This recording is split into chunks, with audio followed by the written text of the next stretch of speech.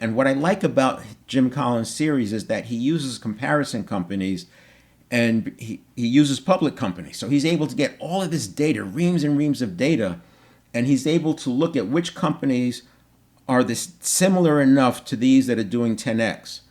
And then he looks at the companies of that group that made the inflection point and compares what was true about those companies and those leaders compared to what was true about the comparison companies. And that's why it worked.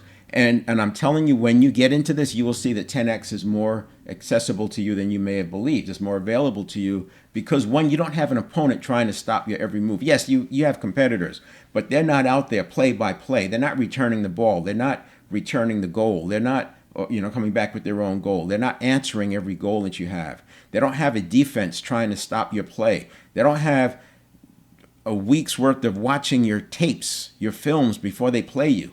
That's not how the competition and business works. So you don't have this opponent. So when you use these principles that winning team coaches use, which, by the way, team coaches embody dynamic leadership, not what they do on the field. Watch what they do off the field, in between the games and during the week and at halftime. That's where the dynamic leadership shows up. On the field is dynamic leadership as well, but that's not how you're playing. And the loose link that I make to that is that as a business owner, your focus is always preparing for the big game. And what's the big game? Your big game, you never know when it's going to happen. Your big game is when there's an opportunity that gives you the possibility of 10xing.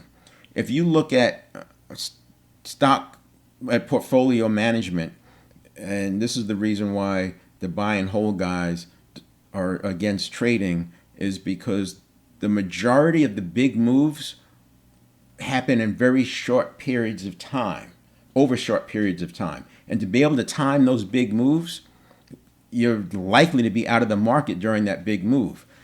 So it's similar to that, is these big opportunities are going to happen, and dynamic leadership positions you, and you're always prepared for that. Then you can take charge. You have the healthy balance sheet, you have the leadership capabilities, you've got the project discipline and the operational principle, etc.